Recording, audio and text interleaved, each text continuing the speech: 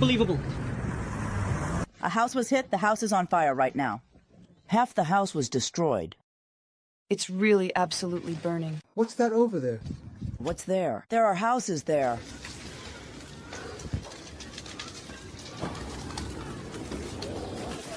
This is a sensation, friends. The Moscow region was under a massive drone attack. A house was hit. The house is on fire right now. Half the house was destroyed. It's really burning. What's that over there? What's there? There are houses there. All of this is happening against the backdrop of ongoing ATAM attacks by good drones on Russian regions.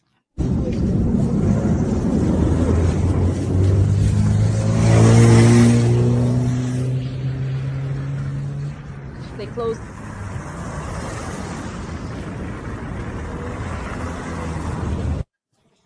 The airspace over Vnukovo airfield in the Moscow region.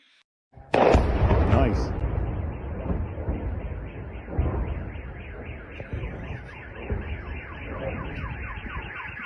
Got it on camera. And in the air, while the Ukrainian armed forces were attacking Moscow and the Moscow region, there was, the Russian President Putin's plane, an Il-96-300. The airspace over Vnukovo airfield in the Moscow region was closed. And during the massive attack by Ukrainian drones in Moscow and the Moscow region, the plane of the President of the Russian Federation, Putin's Il-96-300, took to the skies over Russia, escorted by Russian fighter jets. The target of the Ukrainian armed forces drone attack was specifically President Putin. This was reported by Russian public channels. Friends, when Putin urgently arrived at the Kremlin, Moscow, 10 Russian regions, and the occupied Crimea were attacked by Ukrainian drones.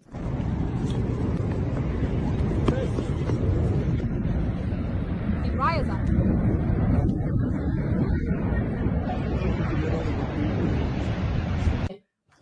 an oil refinery was burning fiercely.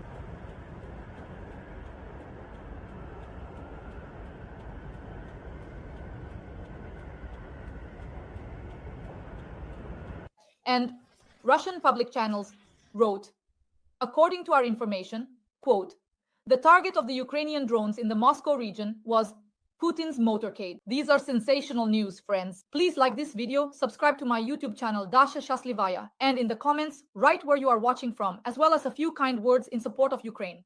Let's get started. While Putin was on his way to the Kremlin, he was attacked by Ukrainian drones. Moscow, 10 Russian regions, and the occupied Crimea were attacked by drones. In Ryazan, the oil refinery is burning heavily. The Russian Ministry of Defense reported the destruction of 121 drones. That means that more than 200 were actually launched. According to reports, most of the drones were shot down over the Bryansk, Ryazan, Kursk, and Saratov regions, 1 over Moscow, and 6 over the Moscow region, where the motorcade of the Russian dictator was passing.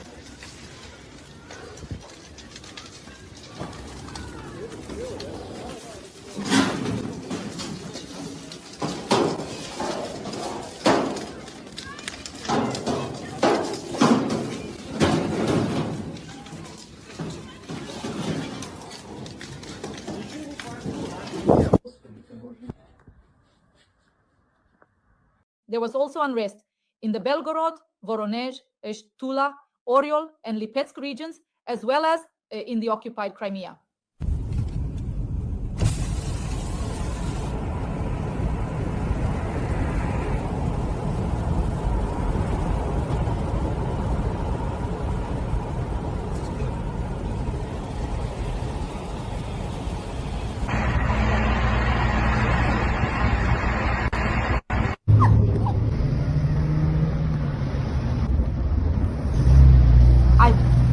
I understand.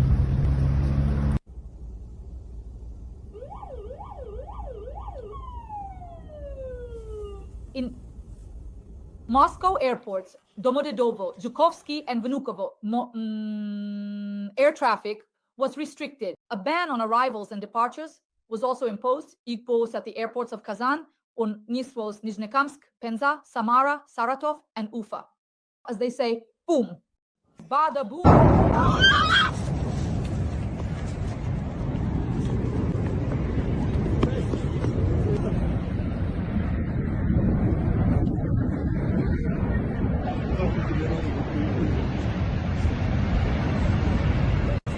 Drones launched a massive attack on 14 regions of the Russian Federation last night.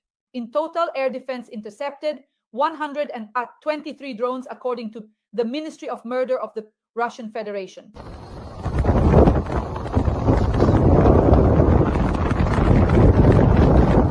What is that? Whoa. Did you get it on camera? Of course. Yeah, it was just like little pops, pops, pops. And then a really big hit. Bam! I probably didn't manage to catch the pops on camera. Everything is already lighting up on Telegram. Just today I was driving along the Solozhskaya road. I saw it. They're flying right parallel to the Solozhensk highway across the Oka, heading this way. It was already obvious. Meanwhile, in Russia, it's really boom bada boom. The silicon plant in Bryansk was attacked. It specializes in producing electronics for the Russian.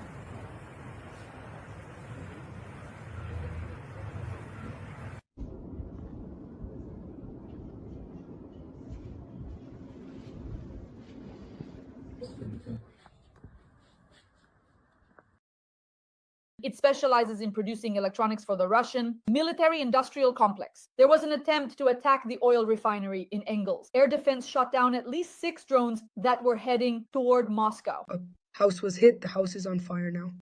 Half the house was destroyed. And without a doubt, the most spectacular shoot-down was demonstrated by the Ryazan oil refinery, which is part of Rosneft. Fuel storage tanks are burning and exploding there.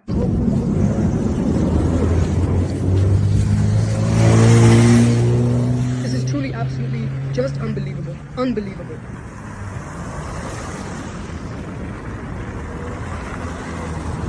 A fire also broke out at the nearby New Ryazan thermal power plant. In general, it's just melting over there. All their vehicles are still there. According to Russian Telegram channels, drones have once again attacked the oil refinery in Engels, Saratov region, and the Kremny L plant in Bryansk, which manufactures ore chips.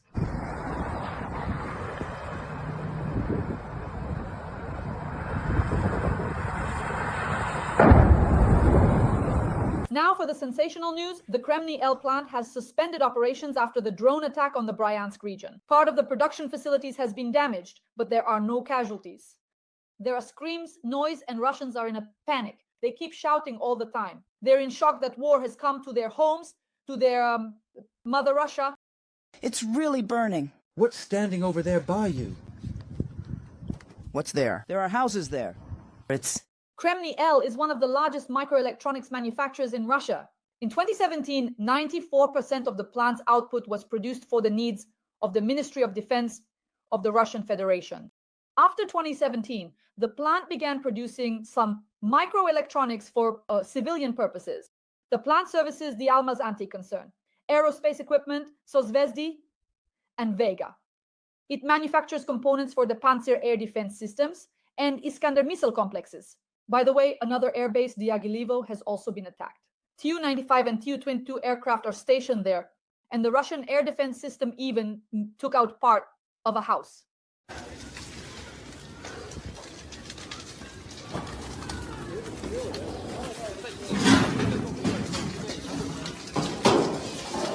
Tanya, open up. Open up, open up.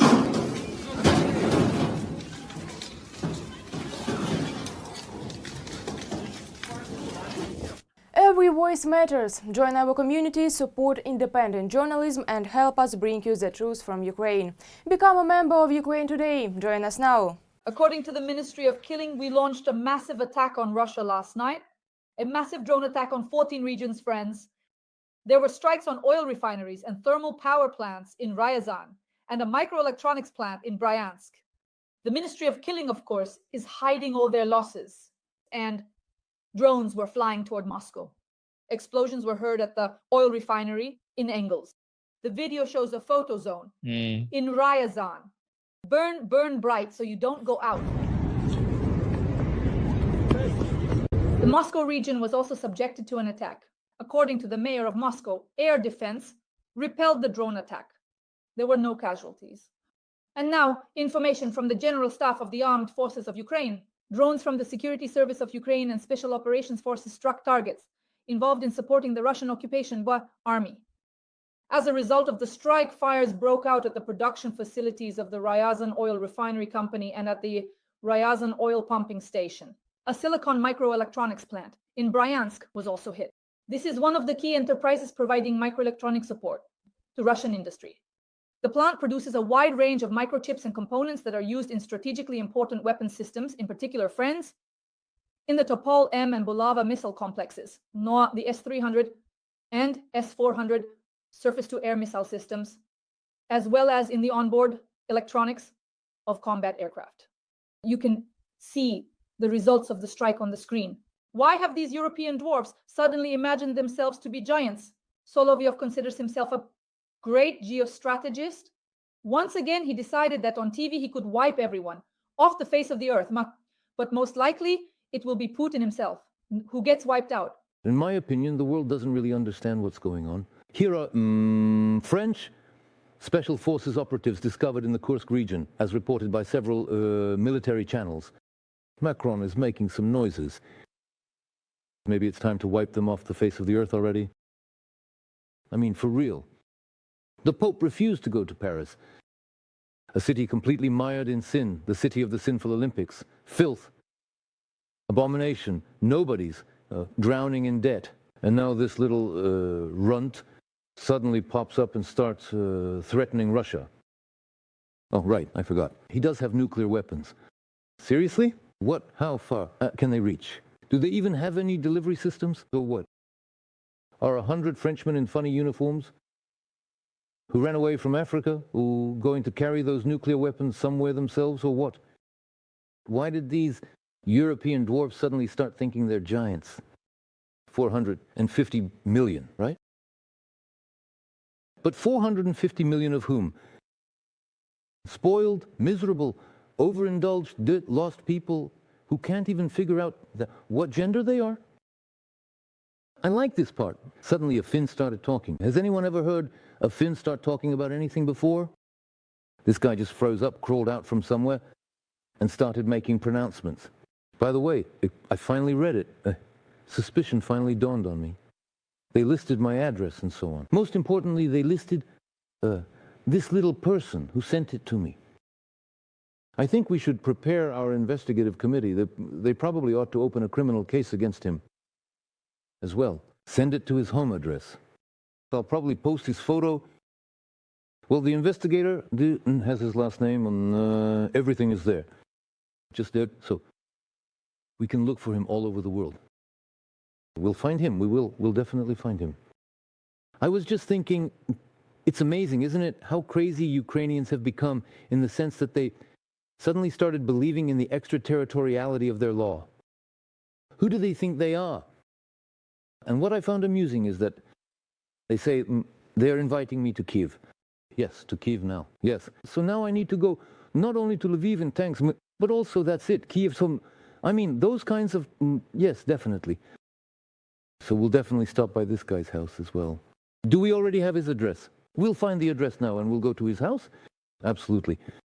But what I'd like to point out here, again, from a general strategic perspective and in terms of the overall development of the situation, as well as preparation, so to speak, for future conflicts. After all, when you look at it, drone strikes on targets within our country are already being carried out across, let's say, the entire European part. And now the Ukrainian armed forces are being equipped with drones that have a flight range of 3,000 kilometers, which already reaches as far as Novosibirsk. So what needs to be said in this regard? It means that the very concept of the rear as such is disappearing. And in general, the issue can be framed this way. Well, all right. That is a defining feature of modern wars, of course. And what does the disappearance of the rear as such actually mean? Then the question arises, where should material reserves be stored? The same goes for ammunition, fuel, and lubricants. After all, you can't you can't just scatter a box under every bush and a canister here and there across the country. And the issue really is that this has become one of the most pressing problems right now. Here, we need to look several decades ahead, and that's no exaggeration. And, well, maybe we should even ask ourselves this question: can we solve this problem with the technologies we currently have?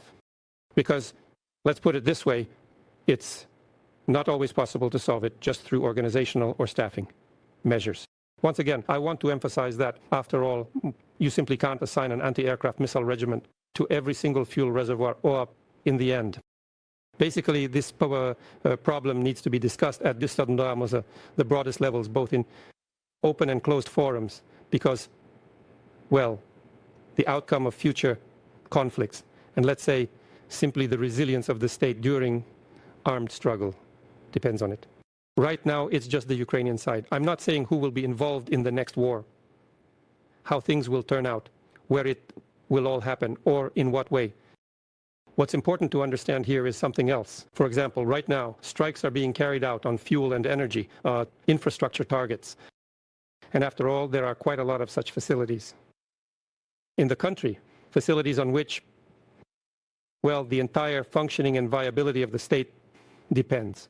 Look, Ukraine has proudly announced that they have developed a long-range ballistic missile with a range of 1,000 kilometers and have already tested it.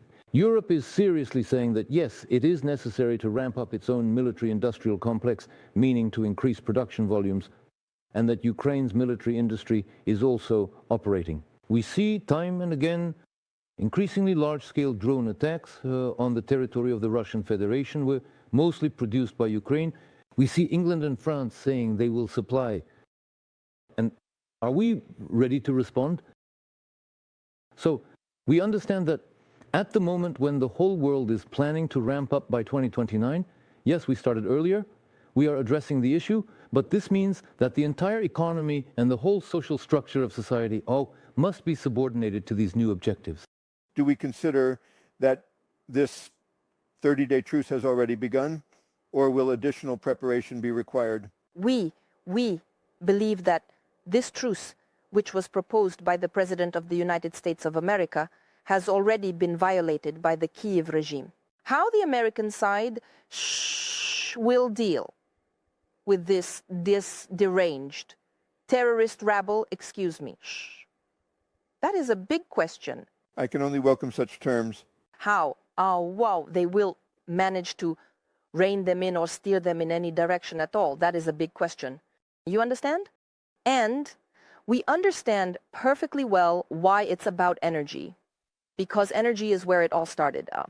Back in 2022, when Biden said that Nord Stream 1 and 2 would be destroyed by any means necessary, responding to a follow-up question from an American journalist who was shocked by such a statement from the leader of what they themselves call the democratic world. And 6 months later, that's exactly what happened.